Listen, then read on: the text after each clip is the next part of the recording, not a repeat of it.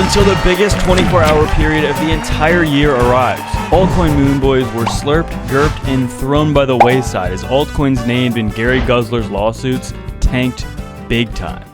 All the while, Bitcoin did basically nothing. But what if I told you that all of that is about to change?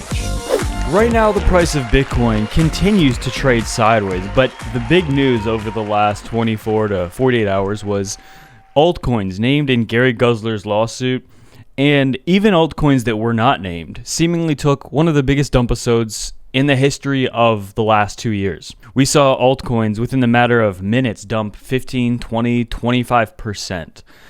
Specifically, we saw things like ADA, Solana, Polygon, right? Some of the biggest altcoins in the space get completely dumped. But the big question is this a good buying opportunity for altcoins?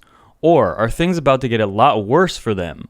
And not only altcoins, are things about to get a lot worse for Bitcoin as well? Before we jump into the charts, I'm sure you're wondering why I'm wearing a kimono, right? Well, one, I can do whatever I want. And two, it just looks mega chill. And it feels mega chill as well. And honestly, I'm not sponsored by kimonos, but if anyone watching, wants like a really cool, chill thing to wear, just get a kimono. They're pretty chill. But if we take a look at Bitcoin here on the daily chart, we're still within this descending, broadening, this descending, falling wedge-ish pattern, the descending channel, whatever you want to call it. Price is clearly trending downwards, making lower highs and lower lows as well. But the price is consolidating. This could easily also be seen as a bull flag, and I want to highlight this as well. You take a look at this chart, it looks as though we're about to retest this resistance and fall down, right? Well, this is an inverted chart. This is posted by Mags the Scalping Pro on Twitter, and this makes perfect sense. If you're very bearish, you would look at this and think, "Wow, this absolutely is true. I should be even more bearish." But that's why this is there to kind of trick your bias a little bit. It's an inverted chart. So if you're looking at this, actually this is bullish because the price is upside down.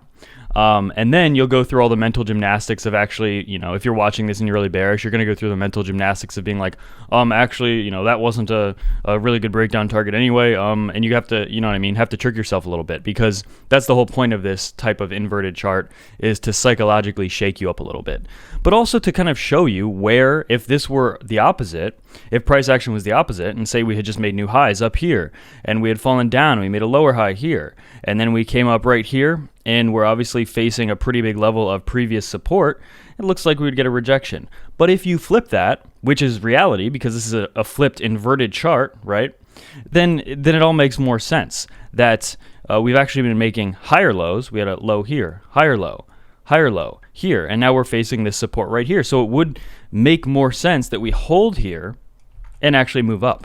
And this is about a year-long inverse head and shoulders. So if we would break up here, again, the full breakout target of this is actually in the high 30,000s, even low 40,000s. But again, you can't do TA in a vacuum, and that's why I want to talk about a few other things as well. Before we continue with the charts, I want to highlight this. So I talked about this a day or two ago. I've been busy the last few days. Realistically, nothing has happened to Bitcoin. Altcoins did dump massively, and that's why the space has been a little panicky over the last day or two. If the U.S. government banned Bitcoin and the entire crypto market tomorrow and made it illegal to own them, let's just say, I'm not saying this would ever happen. This is kind of crazy, right? People would be furious. Even though people are furious right now also. But let's say that Gary Gensler himself and the federal government just decided, let's say the president, I don't even know, can he do an executive order like this? But let's say he said, any crypto, even Bitcoin, if you use it and if you don't immediately sell it, if you currently own it, and if you're caught owning it a week from now, if you own crypto, you will go to jail for 30 years. Like, let's say that happened, right? It would absolutely bring the markets down, right? Bitcoin would dump massively. But if you zoom out a couple months, a year, 2 years, it wouldn't stop anything. You have to understand the U.S. is not the center of the world. As much as people in the U.S. would love to think that it is not. And with that being said, as of today even, Hong Kong legislators are inviting Coinbase to their region, basically to look for proactive regulation and potentially try and adopt, their company over there, right? So it doesn't matter long term. Let's say my point of telling you that is because let's say the worst possible thing could happen to crypto in the US, which is what I just said, just outright banning everything. It wouldn't be good in the short term. Would price dump? Yes, absolutely it would. But it would not be a permanent thing. and the world would move on. Crypto is not focused in the US. It is a global phenomenon. So even though the US seems a little tumultuous and crazy right now, in the long term, does it really matter? No, it doesn't. And all that's going to happen if the US actually goes through with trying to eliminate crypto in the US and push it offshores, it only will impact the US negatively long term. But before we continue with the charts as well, we have a huge week. In just 48 hours, we'll be getting the next CPI meeting. And rarely, in a crazy turn of events, right, the day after we get the CPI, we're getting the FOMC meeting. So this is going to be a crazy 24-hour period. We start off the 24 hours getting a CPI, and 24 hours later, we're having an FOMC meeting where we're determining if, where many people are expecting, will we get our very first pause or skip? Because technically, if they paused for a month or they just skipped a hike, they could always raise it the next month. I mean, I think we saw Canada do that, and we've seen other countries do that as well. So, but this could be huge. This would be the very first time that we don't have a rate hike at a FOMC meeting in the last year, if that happens. So it's going to be a massive, huge, the biggest of the year, because this is the most, well, like I just said, this is the very first time we have the potential of having a pause, because unanimously people in the past would have said, yeah, there's no way we're getting a pause yet, maybe by summer, which we're in now. So this is our very first opportunity for that. But it's exciting too, because we get the CPI immediately then getting the FOMC. So it's going to be a really big time for these markets. And all the while, the SEC just came out again with those crazy lawsuits. We have fears around Binance, Coinbase, Crypto.com. I think there's one other one that's obviously, Robinhood. Robinhood's probably the worst exchange on the planet. I remember a couple years ago when they literally removed the buy button during the GameStop squeeze. I mean, again, that's the craziest circumstance of most blatant market manipulation I've ever seen, and most people have ever seen and ever will see. That was absolutely insane. But with that being said, Bitcoin trading within this range here, breakout target, we're aware of that. If we look at Bitcoin, there's still that room where we could move down. I'm just absolutely shocked we haven't moved down.